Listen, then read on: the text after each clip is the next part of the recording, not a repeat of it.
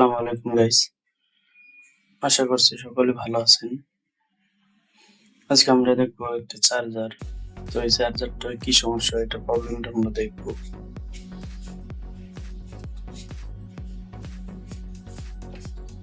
প্রথমে আমরা লাইন লাগিয়ে দেখি।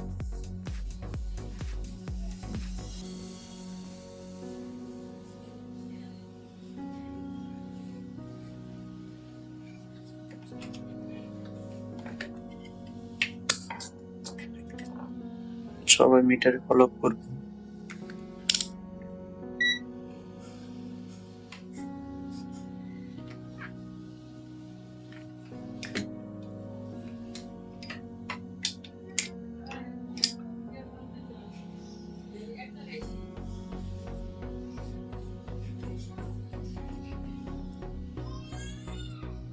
মিটারে কোনো ভোল্টেজ শো করে না, দেখা যায় না। এরপর আমরা চার্জারটা, ভিডিওটা যাতে লং না হয় সেজন্য আমি উপরের ঢাকনাটা খুলে নিয়েছি।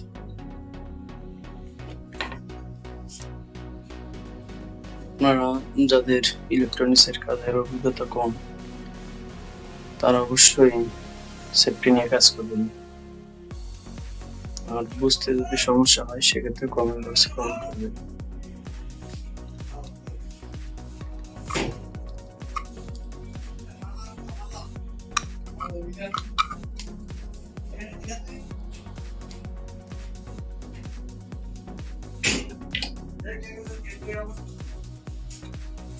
আপনি হাত দিবেন না।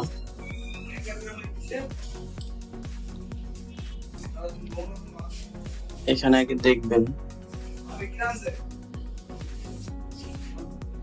এই যেখানে ভোল্টেজ তো রেখে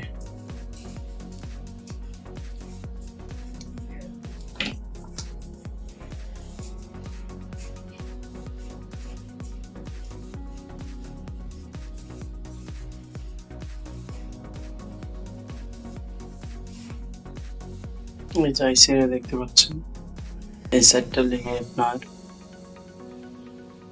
ক্যাপাসিটর যে দুইটা লেগ আছে সেই দুইটা লেগের সাথে যদি আউটপুটে যদি কোনো সমস্যা থাকে সেক্ষেত্রে আপনার ভোল্টেজ ধরে রাখবে।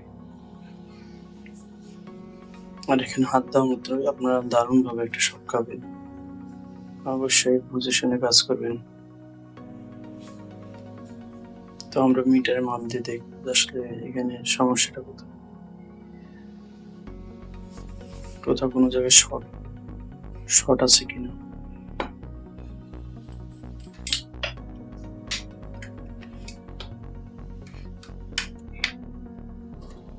তার আগে আমরা তালটা হিট দিয়ে নেই।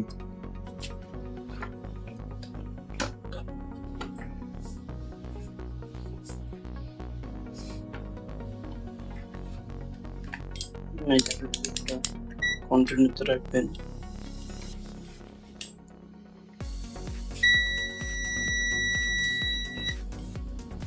তার আগে আমরা তারটা মাপ দিয়ে দেখব তার ঠিক আছে কিনা।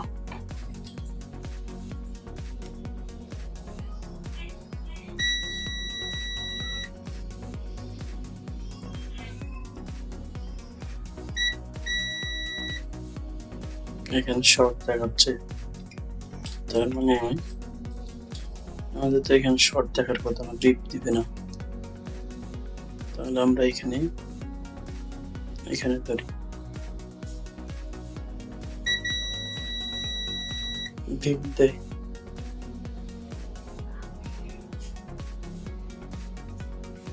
এখানে কি কি আছে আগে আমরা দেখব, ক্যাপাসিটরটা শর্ট আছে কিনা।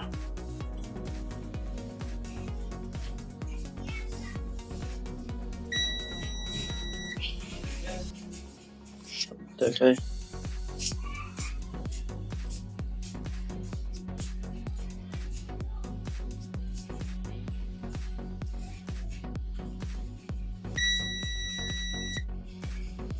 এখানে শর্ট দেখাচ্ছে। তারপর আমরা ডাইরেক্ট হয় ক্যাপাসিটর না এটা, এটা একটা ক্যাপাসিটর আর এটা হচ্ছে ডাইরেক্ট।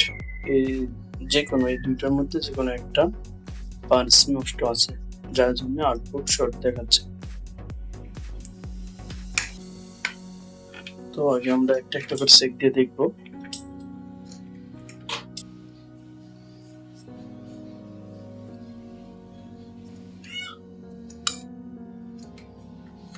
এরপর আমরা দেখবো যে আসলে শর্ট আছে কিনা।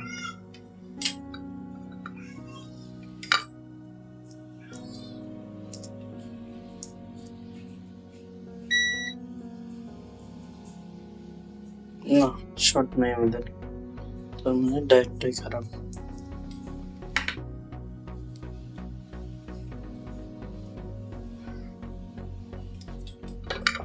চেক দিয়ে লাগাবো, যে ওইরকমই ডায়েট লাগাইতে হবে এরকম বিষয় না। যদি ওরকমটা পান লাগাবেন, যদি না পান সেক্ষেত্রে আপনি এরকম ডায়েট লাগালেও চলবে।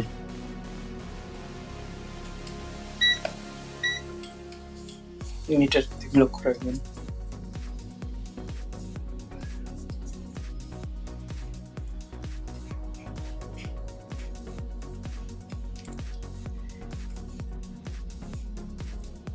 ঠিক আছে, আমাদের ডায়েট লাগালে চলবে।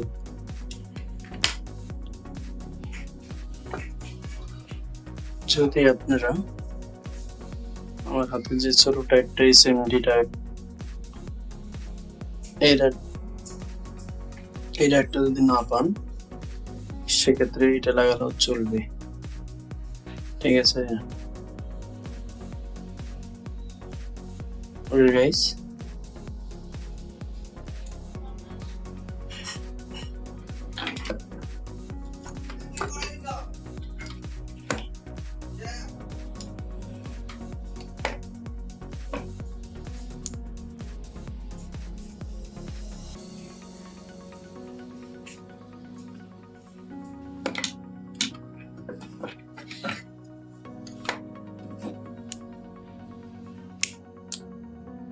লাইক গুলো একটু ছোট করে নেবেন। তো এটা কিভাবে লাগাতে হয়, এই যে সাদা যে পয়েন্টটা দেখতে পাচ্ছেন এটা হলো পজিটিভ, আর কালো সাধারণত এটা হচ্ছে নেগেটিভ আমরা বলে থাকি।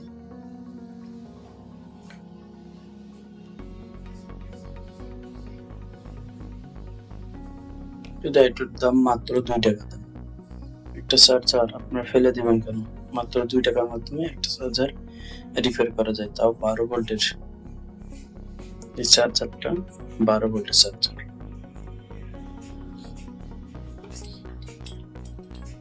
এটা লাগাবেন কিভাবে? এই যে এখানে নেগেটিভ পজিটিভ আছে, হ্যাঁ, শুধু লাগাই দিলে হবে না, এটা আপনার এই পজিটিভটা থাকে সার্কিটের মধ্যে চিহ্ন থাকে যে কোনটা পজিটিভ আর কোনটা নেগেটিভ। এই সার্কিটের মধ্যে চিহ্ন দিয়ে রাখছে, যেটা লালটা আপনারা স্ক্রিনে দেখতে পাচ্ছেন কিন্তু জানি না। এই যে দাগটা লাল দাগ দেখতে পাচ্ছেন, এটা হচ্ছে পজিটিভ।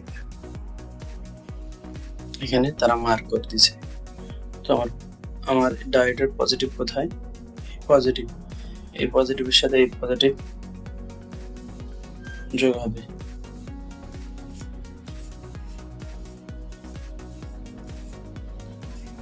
কিভাবে লাগাবেন আমি দেখাচ্ছি আপনাদেরকে।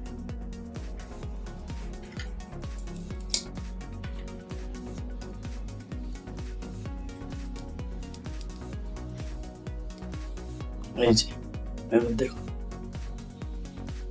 এইভাবে লাগাবেন। ঝালাইটা ভালো করে লাগাবেন, ঝালাইটা ভালো করে দিবেন। আর একটা জিনিস খেয়াল রাখবেন যে অন্য কোনো পার্টসের সাথে যেন এটা যেন না লেগে থাকে। ওকে গাইস, এখন আমরা চেক করে দেখবো আসলে এটা ভোল্টেজটা আউট হয় কিনা। এটা একটা 12 ভোল্ট অ্যাডাপ্টার, এটা রাউটারের অ্যাডাপ্টার। সবাই একটু মিটারের দিক তাকাবেন।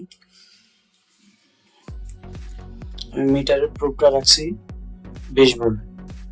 আসলে আমি যে চার্জারটা রিপেয়ার করলাম এটা ঠিক হয়েছে কিনা সেটা দেখবো। তারপর আরেকটা জিনিস আমরা দেখব, প্রথমে যে আমরা শর্ট পাইছিলাম এই হচ্ছে তার ডায়েটটা, এটা আমরা শর্ট পাইছিলাম। তো এই ডায়েটটা শর্ট, আসলে অ্যাকচুয়ালি এটা শর্ট আছে কিন্তু দেখি আমরা মাইপে দেখি।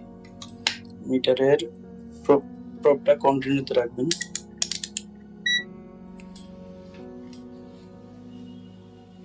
যদি বিপ দেয়